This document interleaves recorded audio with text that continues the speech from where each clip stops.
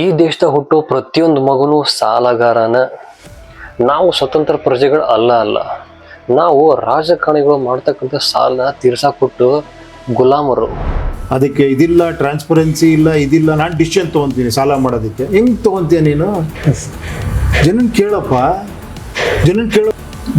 ಗೆದ್ರ ಮೇಲೆ ನೀವು ನಾನು ಡಿಸಿಷನ್ ತೊಗೊಂತೀನಿ ಹೆಂಗೆ ಸಾಧ್ಯ? ಆ ವ್ಯವಸ್ಥೆ ಬದಲಾಗಬೇಕಲ್ವಾ? ನನಗೆ ಮಾಡು, ನನ್ನ ರೋಡು, ನನ್ನ ಏರಿಯಾ, ನನ್ನ ಎಜುಕೇಷನ್, ಹೆಲ್ತು, ನನಗೆ ಜಾಬ್ಸು, ನನ್ನ ಸೆಕ್ಯೂರಿಟಿ, ನನ್ನ ತಂಗಿ ಓಡಾಡ್ತಾಳೆ, ನನ್ನ ಮಗಳು ಓಡಾಡ್ತಾಳೆ, ನನ್ನ ಮಕ್ಕಳು ಓಡಾಡ್ತಾರೆ. ಇತ್ತೀಚೆಗೆ ಉಪೇಂದ್ರ ಸರ್ ಇಂಟರ್ವ್ಯೂ ಹೇಳ್ತಾರ, ನೀವು ರಾಜಕಾರಣಿಗಳು ಜನರನ್ನ ಕೇಳಾದ ಸಾಲ ಹೆಂಗ್ ಮಾಡಿದ್ರಿ? ಈಗ ಯಾರ ನಮ್ಮ ಫ್ರೆಂಡ್ ನಮ್ಮ ಹೆಸರಲ್ಲಿ ಸಾಲ ಮಾಡಿದ್ರ ಸುಮ್ಮನಿರ್ತೇನ್ರಿ ನಾವು ಅದನ್ನ ಒದ್ದು ವಸೂಲಿ ಮಾಡ್ತೀವಿ. ಆದ್ರೆ ಈ ರಾಜಕಾರಣಿಗಳು ಅದನ್ನ ಯಾಕೆ ಮಾಡಕತ್ತಾರ? ನಿಜವಾಗಿ ಇಲ್ಲಿ ಭಾರತದ ಸಾಲ ಎಷ್ಟೈತಿ ಈ ಲೆಕ್ಕ ಕೇಳಿದ್ರೆ ನೀವು ಬೆಚ್ಚಲ್ಲ, ತಲೆ ತಿರುಗಿ ಬೀಳ್ತೀವಿ. ಗೌರ್ಮೆಂಟ್ ಡೇಟಾ ಪ್ರಕಾರ ನಮ್ಮ ಸರ್ಕಾರದ ಸಾಲ ಮತ್ತು ಹೊಣೆಗಾರಿಕೆ ಎಷ್ಟು ಗೊತ್ತರೆ? 197 ಲಕ್ಷ ಕೋಟಿ ರೂಪಾಯಿ. ಅಂದ್ರೆ ಸಾವಿರ ಅಲ್ಲ, ಲಕ್ಷ ಅಲ್ಲ, 197 ಲಕ್ಷ ಕೋಟಿ ರೂಪಾಯಿ. ಇದಕ್ಕೆ ಸೊನ್ನೆ ಹಾಕಕ್ಕೆ ಒಂದು ದೊಡ್ಡ 100 ಪೇಜಿನ ಬುಕ್ಕ ಬೇಕು. ನಮ್ಮ ದೇಶದ GDP ಒಳಗೆ 57% ಬರೀ ಸಾಲನ ಐತಿ. ಇದಲ್ದನ ಫಾರಿನ್ನಿಂದ $765.5 ಬಿಲಿಯನ್ ಸಾಲ ತೊಗೊಂಬಂದಾರ ಇವ್ರು ಹೋಗಿ.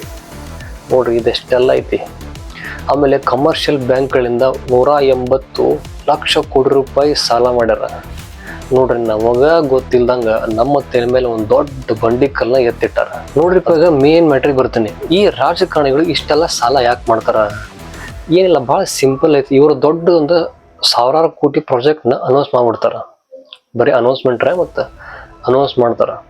ಆಮೇಲೆ ಫ್ರೀ ಬೀಸ್ನ ಯೋಜನೆ ಜಾರಿಗೊಳಿಸ್ತಾರ. ಆ ಫ್ರೀ ಬೀಸ್ ಯೋಜನೆ ಹೆಸರೊಳಗೆ 40% ತಮ್ಮ ಅಕೌಂಟಿಗೆ, ಆ್ಯಕ್ಚುಲಿ ತಮ್ಮ ಸ್ವಿಸ್ ಬ್ಯಾಂಕ್ ಅಕೌಂಟ್ಗೆ ಟ್ರಾನ್ಸ್ಫರ್ ಮಾಡಿಬಿಡ್ತಾರೆ.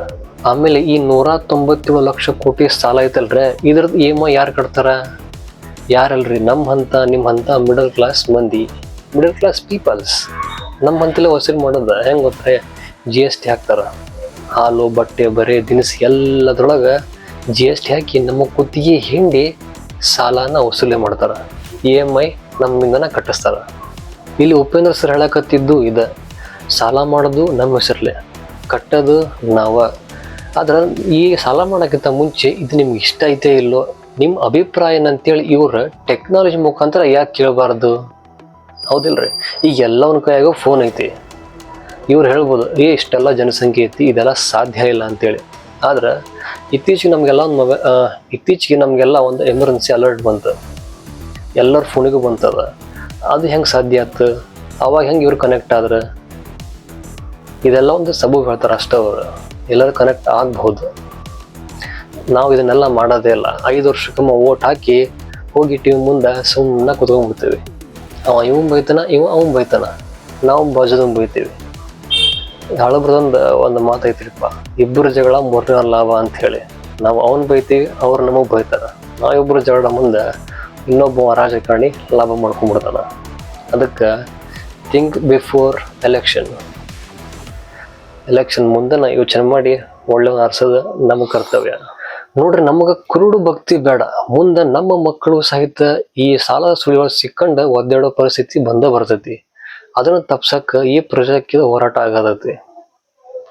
ನಮಗೆ ಪ್ರಶ್ನೆ ಮಾಡುವಂಥ ಮನೋಗುಣ ಬರಲೇಬೇಕು.